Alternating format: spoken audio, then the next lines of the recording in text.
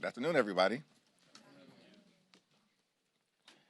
From the very beginning of this year, Donald Trump and Republicans have failed to deliver on their core promise to lower the high cost of living in the United States of America. In fact, what Donald Trump and Republicans said is that costs were going to go down on day one.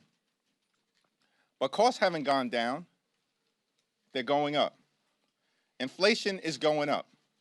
Under Republican policies, housing costs are going up, child care costs are going up, grocery costs are going up, electricity prices are through the roof.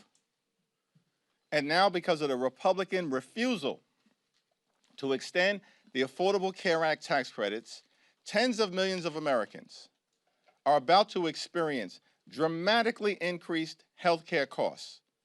In some cases, their health insurance premiums will increase by $1,000 or $2,000 per year. That is unacceptable. It will be unaffordable for working class Americans, middle class Americans, and everyday Americans to be able to go see a doctor when they need one. And so House Democrats and Senate Democrats have been fighting hard to address the Republican health care crisis and to lower the high cost of living for everyday Americans in the United States of America. Because the reality is, America is too expensive. And far too many people are struggling to live paycheck to paycheck. They can't thrive, they can barely survive. And that's why Democrats have been waging this fight. And we'll continue to wage this fight. No matter what comes over to us from the United States Senate to the House of Representatives at some point this week. Our position as House Democrats has been crystal clear. We will sit down with any Republicans, anytime, any place, anywhere, in order to find a bipartisan path forward, but we're not down with their my way or the highway approach to governance. That's failed the American people. It's been a disaster for the American people, and the American people know it, which is why last Tuesday, Republicans all across the country got wiped out. One of the most decisive off-year elections ever in modern American history. And so as House Democrats, we know we're on the right side of this fight, the right side of the American people. And we're not going to support a partisan Republican spending bill that continues to gut the health care of the American people.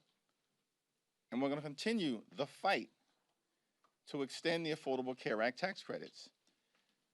And if it doesn't happen this week, next week, this month, next month, then it's the fault of Donald Trump, House and Senate Republicans, who continue to make life more expensive for the American people. Questions?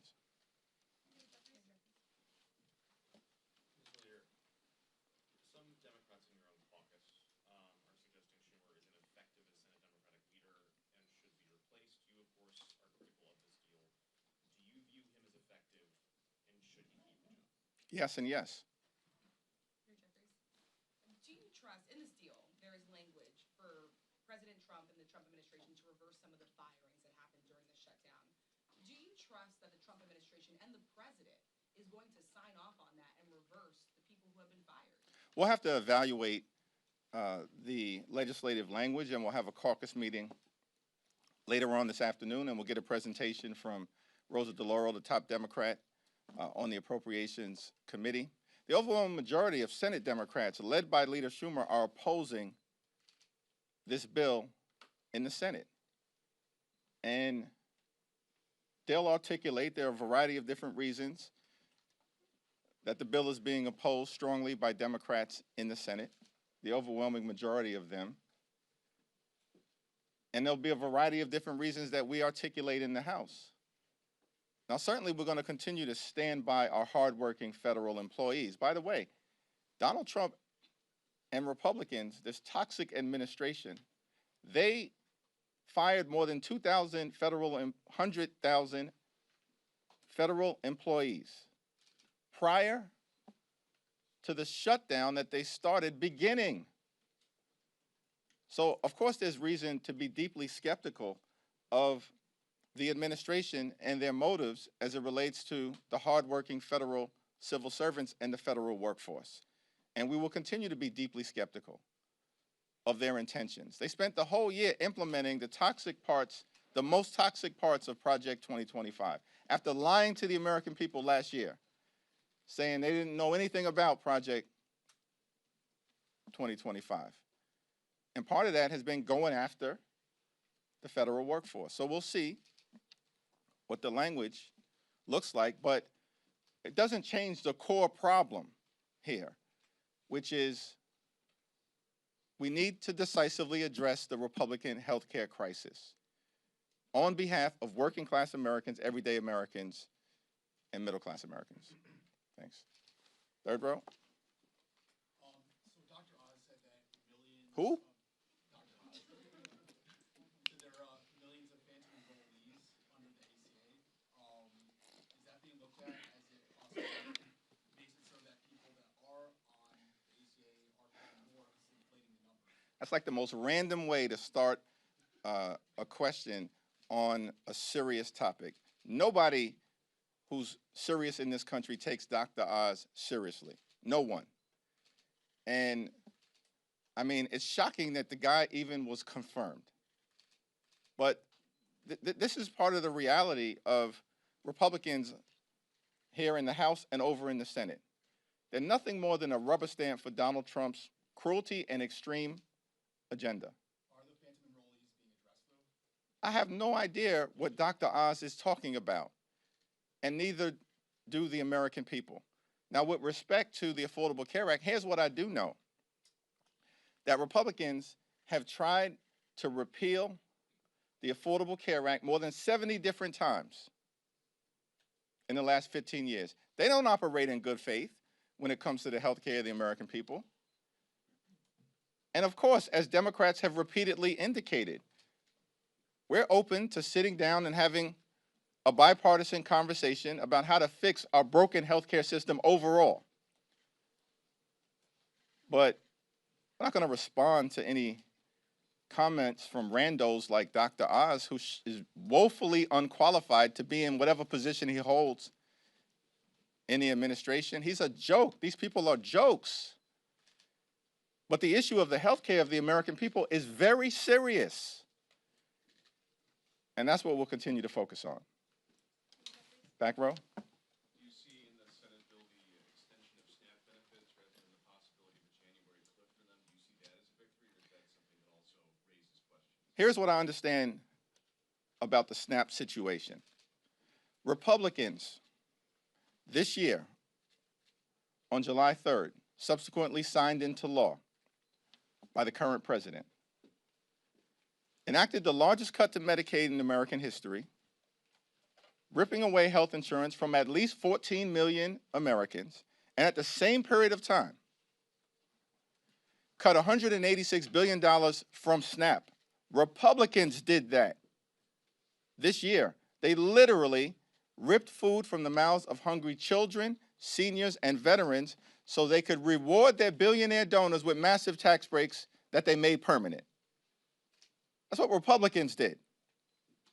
They've launched an all-out assault on SNAP. They've weaponized hunger and starvation here in America, taken SNAP benefits away from more than 1 million veterans rather than honoring them tomorrow, which is what should be taking place in the United States of America. Republicans have done that. And so these people can't be trusted on the cost of living issue. These Republican extremists, they can't be trusted on the health care issue. And they certainly cannot be trusted on the SNAP issue. As you know, this has been the longest shutdown in American history. You've seen chaos at airports, delayed SNAP benefits, people losing their jobs. And yet, the deal that Democrats agreed to has been a deal that's been on the table for a So what did the American people gain from the past 41 days? Our fight in the House of Representatives will continue to address the Republican health care crisis.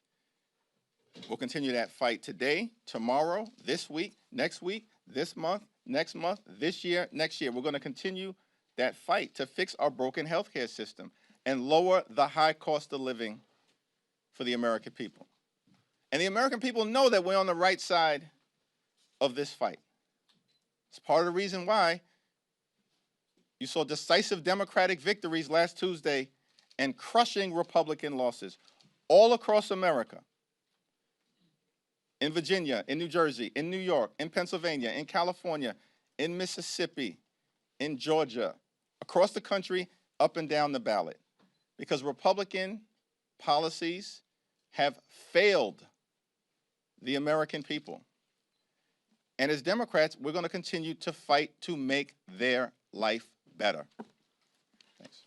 Thank you, Mr. Leader. Throughout the shutdown, you referred to your Senate colleagues as courageous for rejecting the 14 previous attempts to reopen the government without an extension to the affordable tax care credits. Those 8 Senate Democrats who voted to start the process of reopening the government, do you still include them in that characterization of courageous Democrats who have kept the fight going throughout this shutdown?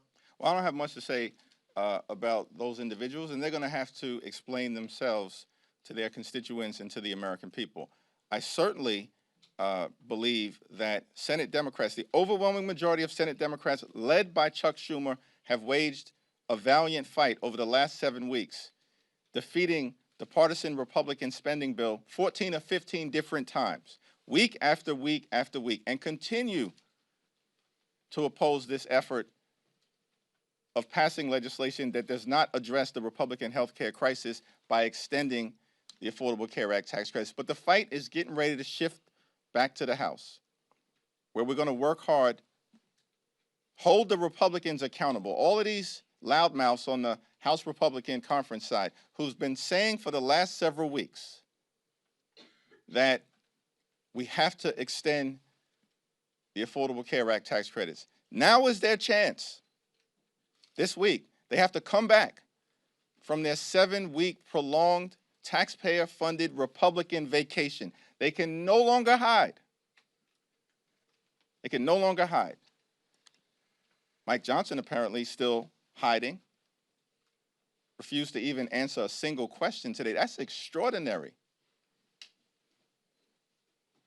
But they're not going to be able to hide this week when they return from their vacation. Thanks. Speaking of the House, Speaker Johnson has not committed to holding a vote on subsidies, even though the Senate agreement would have them do so. What do you say to that? And then also, what do you think that would do to the relationship between Republicans and Democrats on the House side? Well, the failure of Republicans to address the health care crisis that they've created in the House and in the Senate is no surprise, because House and Senate Republicans multiple times this year have been given an opportunity to vote to extend the Affordable Care Act tax credits, and multiple times this year already, in the context of the debate around their one big ugly bill, they voted against, unanimously voted against, extending the Affordable Care Act tax credits. So over the last several weeks, it's become increasingly difficult for them to hide from their position as it relates to the health care of the American people. And House Democrats, joined by our colleagues in the Senate, we're not going to stop the fight.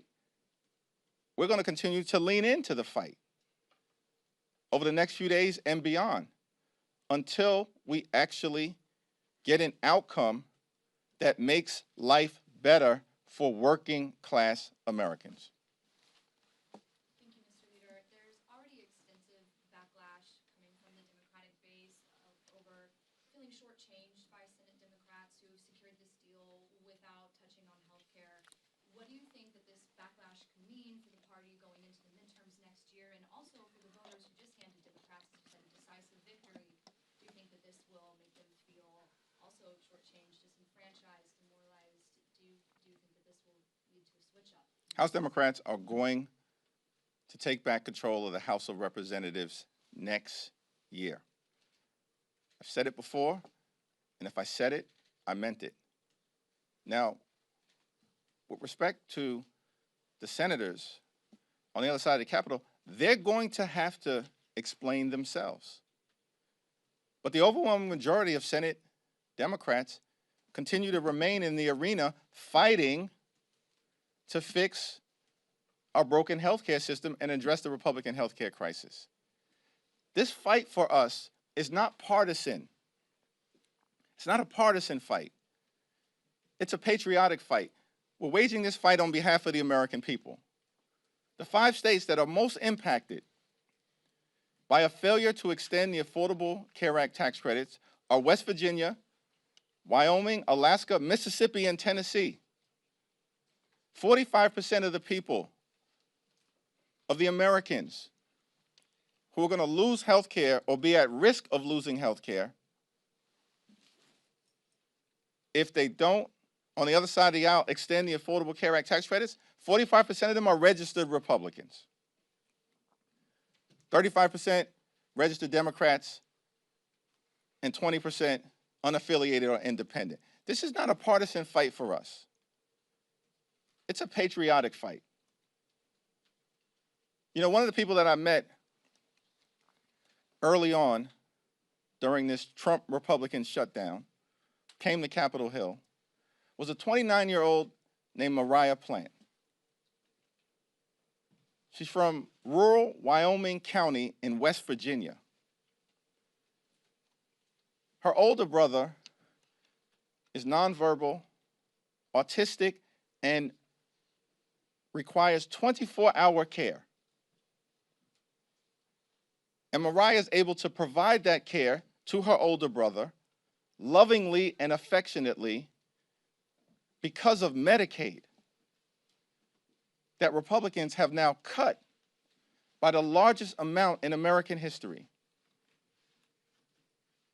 Her hospital in rural West Virginia is at risk of closing because of Republican policies in their one big ugly bill. And at the same time, this 29-year-old loving caregiver for her older brother gets her health care from the Affordable Care Act. And it's affordable because of the tax credits that Republicans now want to rip away from her. And so I'm fighting for people like Mariah Plant. Very different than the people that I represent in Brooklyn, New York. But she's an American, just like I represent hundreds of thousands of Americans. And that's what House Democrats are doing. We're fighting for the American people. Thank you, Leader Jeffries. Have you spoken to your Democratic colleagues in the Senate who voted to reopen the government? And if so, what do you make of the argument that Republicans would not discuss health care during the shutdown, so they said there's no choice but to vote yes? I have not spoken to them. Thanks. Different topic, Mr. Leader, if you don't mind. President Trump announcing widespread pardons for the group of people that were involved in providing alternate electors, as they called it, for the 2020 election. And he also has allegedly received a commutation request from Ghislaine Maxwell. Just wondering about your thoughts about the way the president has handled his pardon power, especially given how critical he was of President Biden. Well, Donald Trump, in terms of the exercise of his pardon power and commutations, is completely and totally out of control. Like, he can find the time to pardon a serial fraudster like George Santos,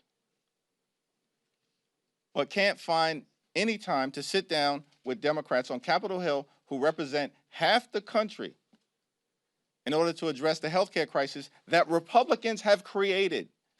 That's devastating people in urban America, rural America, working class America, small town America, the heartland of America, and black and brown communities throughout America. And so what we're seeing with these toxic pardons and commutations coming from Donald Trump is more of the same. And look, the American people know these extremists on the Republican side have gone too far. And the crazy part about it is that they went too far on day one of Donald Trump's presidency. And it's been downhill ever since.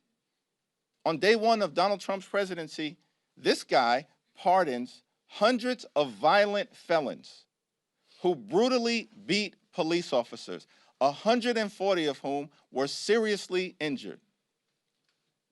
Life-threatening injuries in many cases.